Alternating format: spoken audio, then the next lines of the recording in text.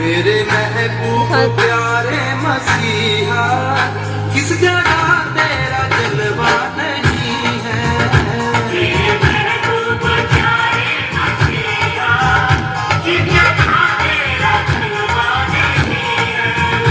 किस जगह तेरी शोहरत नहीं है, किस जगह तेरा चर्चा नहीं है।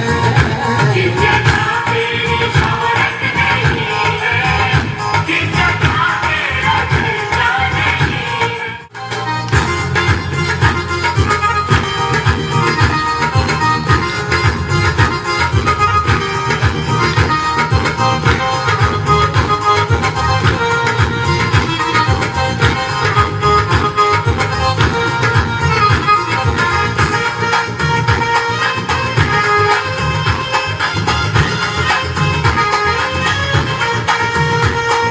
लोग पीते हैं पी कर गिरे हैं,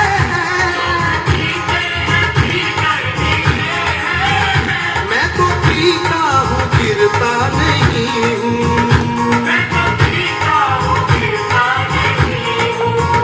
मैं तो पीता हूँ दर से मसीहा, ये अंगूरों का सीरा नहीं है। मेरे महबूब प्यारे मसीहा, किस जगह तेरा जलवा नहीं है।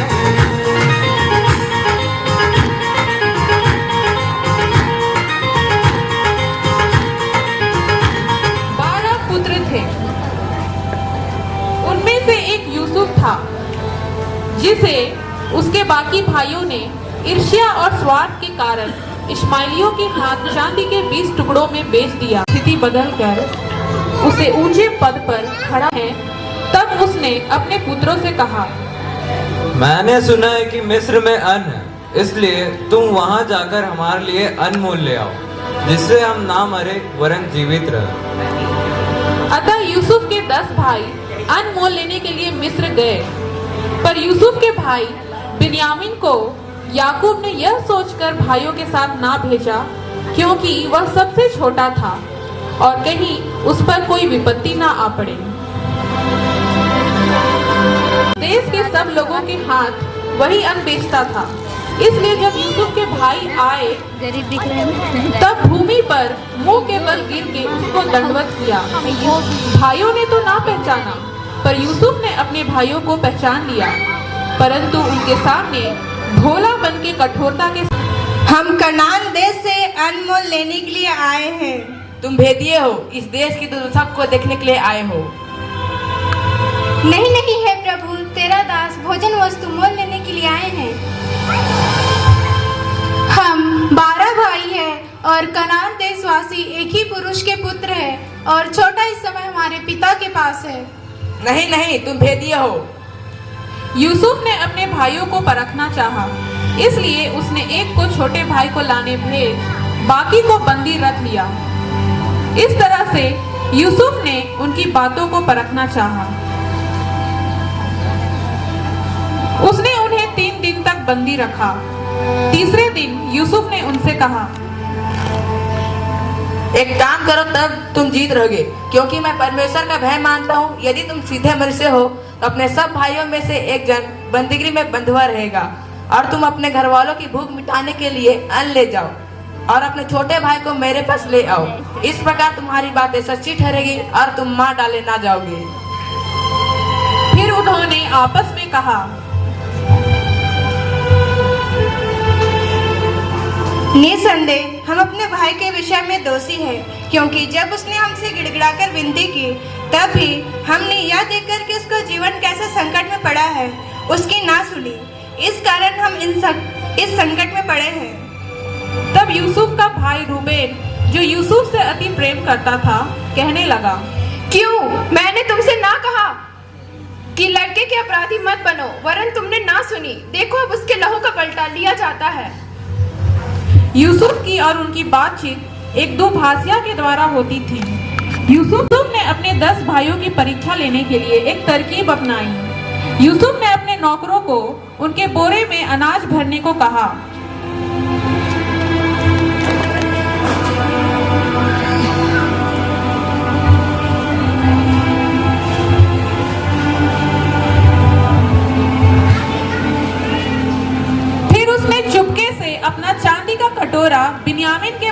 रखवा दिया। यूसुफ के भाई अनाज लेकर चल पड़े।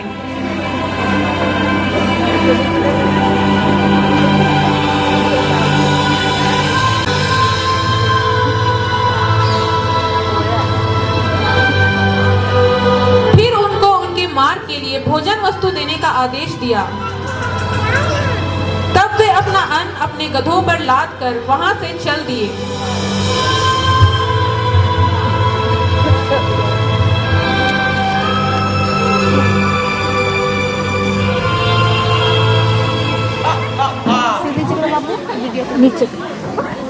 इस राज्य में कोई है जो मेरा सामना कर सकता है? कोई है जो मेरा सामना करो? कोई मुझसे लड़ सकता है? कौन मेरा सामना करेगा? कौन? कोई है जो मुझसे सामना कर सकता है? नहीं कर सकते। कोई है नहीं जो मुझे लड़ा सकता है, बिल्कुल हरा नहीं। सकता है? कोई है जो मेरा सामना करो? इसी सीन में हम यहाँ पे देखेंगे एक सभा में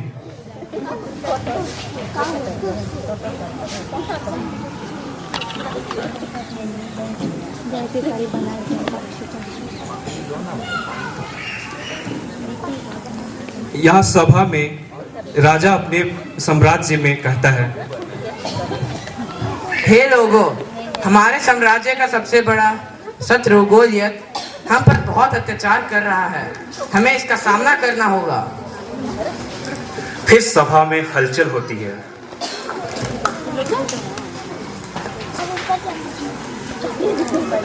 फिर इसी के लगातार में दाऊद का प्रवेश होता है। एक युवक दाऊद, जो कि सर्वाधिक उत्साही और शौर्यवान था, गोलियत के खिलाफ निकलता है। दाऊद राजा के पास जाता है और कहता है, मैं गोलियत के खिलाफ लड़ना चाहता हूँ। लेकिन तुम तो छोटे से हो, क्या तुम उसका सामना कर सकते हो? फिर दाऊद निर्धड़क होकर कहता है, हाँ, मैं उसका सामना कर सकता हूँ। तो फिर ठीक है, जैसे तुम्हारी मर्जी। फिर हम चलेंगे अभी तीसरे सीन में। दाऊद और गोलियत का युद्ध। दाऊद गोलियत के सामने आता है।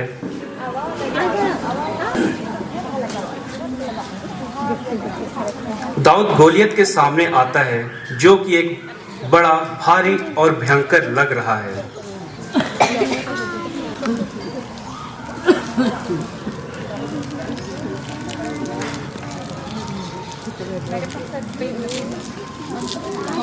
फिर गोलियत उसे देखकर कहता है, तुम मेरा सामना कर सकते हो, तुम तो छोटे से हो।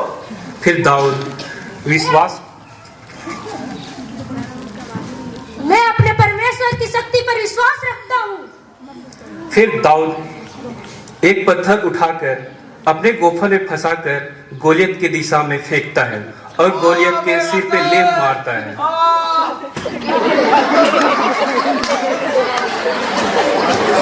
चौथा सीन, जय और सम्मान। राजा अपने शासन में बैठे होते हैं, तभी दाऊद जीतता है और राजा के पास लौटता है। मैंने गोलियत को मार गिराया। तुमने हमारे लिए एक महान कार्य किया है दाऊद। तुम्हारा यह शौर्य हमें हमेशा याद रहेगा। धन्यवाद परमेश्वर को, मैंने सिर्फ उनकी शक्तियों पर विश्वास किया। यहाँ पे समाप्त होता है यह कहानी। यहाँ पे हम देखते हैं कि कैसे एक दाऊद ने एक बड़े डरावने और विशाल गोलियत को अपने गोफन से मार करके गिरा देता है, जो कि किसी में हिम्मत नहीं हो रहा था कि उसका कोई सामना करे। दाऊद जी गोलियत के गोफन से मारल, दाऊद जी गोलियत के गोफन से मारल, घुमाई घुमाई घुमाई के मारल, घुमाई घुमाई घुमाई के मारल।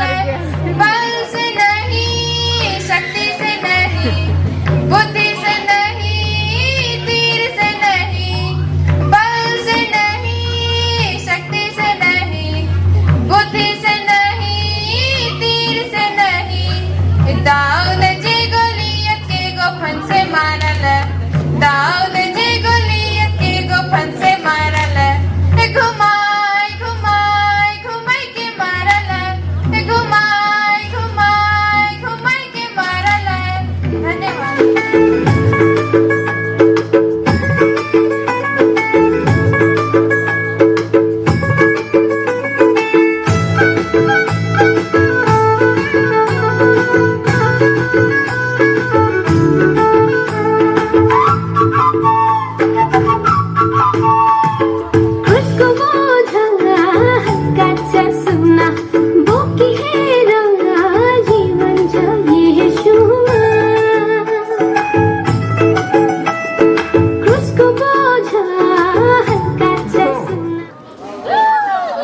किसको जाता है? किसको जाता है? किसका? द्वितीय पुरस्कार जाता है किसको? मोर पतरा टोली। जा जा